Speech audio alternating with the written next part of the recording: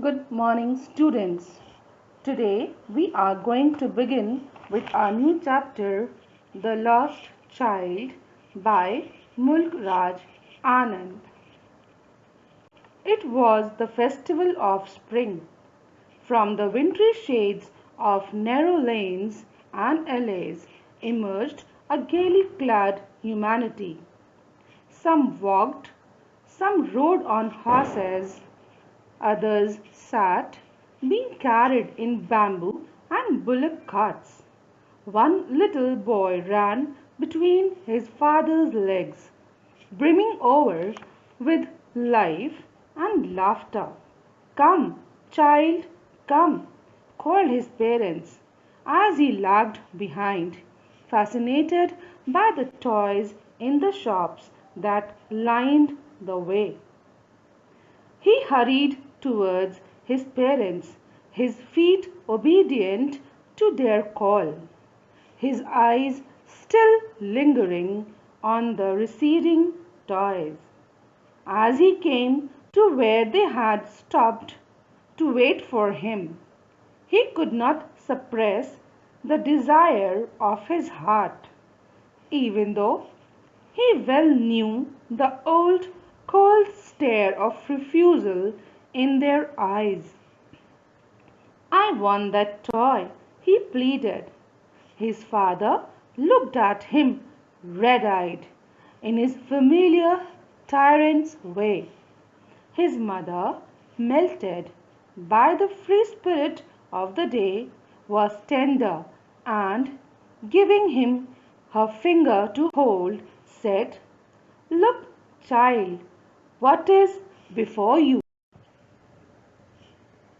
It was a flowering mustard field, pale like melting gold, as it swept across miles and miles of even land. A group of dragonflies were bustling about on their gaudy purple wings, intercepting the flight of a lone black bee or butterfly in search of sweetness from the flowers. The child followed them in the air with his gaze, till one of them would still its wings and rest, and he would try to catch it. But it would go fluttering, flapping up into the air when he had almost caught it in his hands. Then his mother gave a cautionary call. "Come, child, come, come on to the footpath." He ran towards his parents gaily and walked abreast of them for a while, being, however, soon left behind, attracted by the little insects and worms along the footpath that were teeming out from their hiding places to enjoy the sunshine. "Come, child, come," his parents called from the shade of a grove where they had seated themselves on the edge of a well. He ran towards them. A shower of young flowers fell upon the child as he entered the grove, and, forgetting his parents, he began to gather the raining petals in his hands. But lo! He heard the cooing of doves and ran towards his parents, shouting, "The dove! The dove!" The raining petals dropped from his forgotten hands. "Come, child, come," they called to the child, who had now gone running in wild capers round the banyan tree, and gathering him up they took the narrow winding footpath which led to the fair through the mustard fields. As they neared the village, the child could see many other footpaths full of throngs converging to the whirlpool of the fair, and felt at once repelled and fascinated by the confusion of the world he was entering. A sweetmeat seller hawked gulab jamun, rasgulla, barfi, jalebi at the corner of the entrance, and a crowd pressed round his counter at the foot of an architecture of many-colored sweets, decorated with the leaves of silver and gold. The child stared open-eyed, and his mouth watered for the barfi that was his favorite sweet.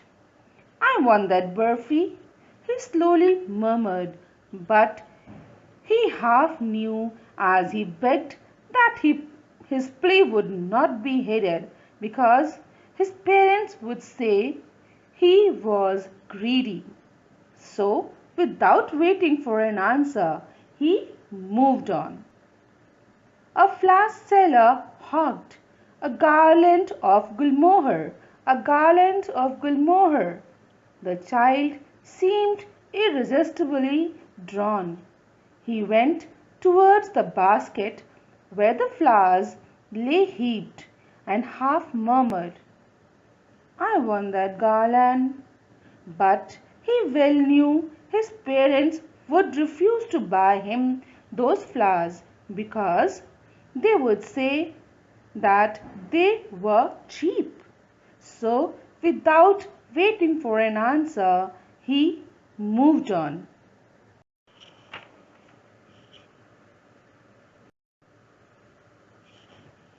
A man stood holding a pole with yellow, red, green, and purple balloons flying from it. The child was simply carried away by the rainbow glory of their silken colors, and he was filled with an overwhelming desire to possess them all. But he well knew his parents would never buy him the balloons, because they would say he was too old to play with such toys. So he walked on farther.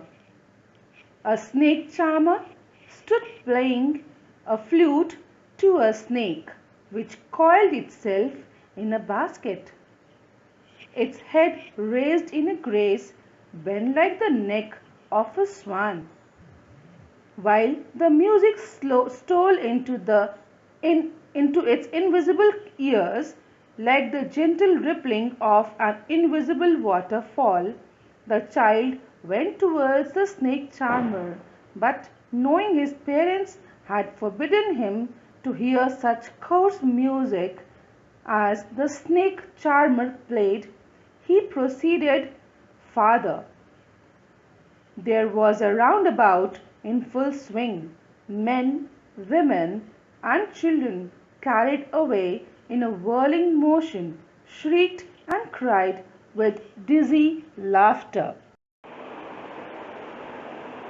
The child watched them intently, and then he made a bold request.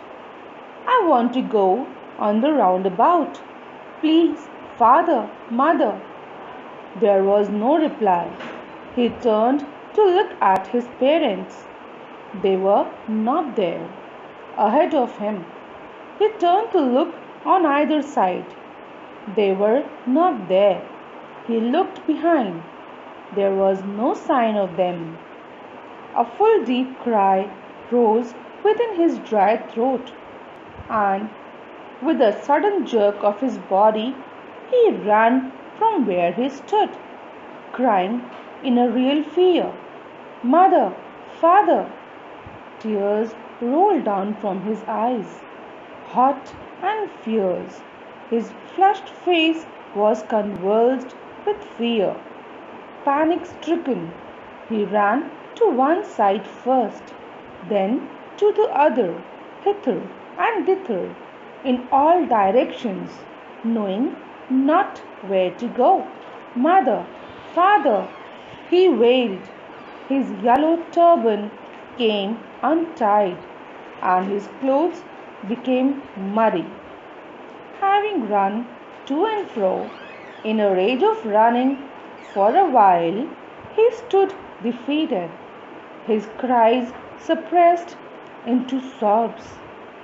At little distances on the green grass, he could see through his filmy eyes men and women talking. He tried to look intently among the patches of bright yellow clothes, but there was no sign of his father and mother among these people, who seemed to laugh and talk just for the sake of laughing and talking. He ran quickly again, this time to a shrine to which people seemed to be crowding. Every little inch of space here was congested with men, but he ran through people's legs, his little sob lingering, "Mother, Father," near the entrance to the temple. However, the crowd became very thick. Men jostled each other, heavy men with flashing, murderous eyes and hefty shoulders. The poor child struggled to thrust away between their feet, but knocked to and fro by their brutal movements. He might have been trampled underfoot had he not shrieked at the highest pitch of his voice, "Father! Mother!" A man in the surging crowd heard his cry, and, stooping with his great difficulty, lifted him up in his arms. "How did you get here, child? Whose baby are you?" the man asked as he steered clear of the mass. The child wept more bitterly than ever, and only cried, "I want my mother, I want my father." The man tried to soothe him by taking him to the roundabout. "Will you have a ride on the horse?" he gently asked as he approached the ring. The child's throat tore into 1,000 shrill sobs, and he only shouted, "I want my mother, I want my father." The man headed towards the place where the snake charmer still played on the flute to the swaying cobra. "Listen to that nice music, child," he pleaded. But the child shut his ears with his fingers and shouted his double-pitched strain, "I want my mother, I want my father." The man took him near the balloons, thinking the bright colors of the balloons would distract the child's attention and quieten him. "Would you like a rainbow-colored balloon?" he persuasively asked. The child turned his eyes from the flying balloons and just sobbed, "I want my mother, I want my father." The man, still trying to make the child happy, bore him to the gate where the flower seller sat. "Look, can you smell those nice flowers, child? Would you like a garland to put round your neck?" The child turned his nose away from the basket and reiterated his sob, "I want my mother, I want my father." Thinking to humor his disconsolate charge by a gift of sweets, the man took him to the counter of the street shop. "What sweets would you like, child?" he asked. The child turned his face from the sweet shop and only sobbed, I want my mother, I want my father.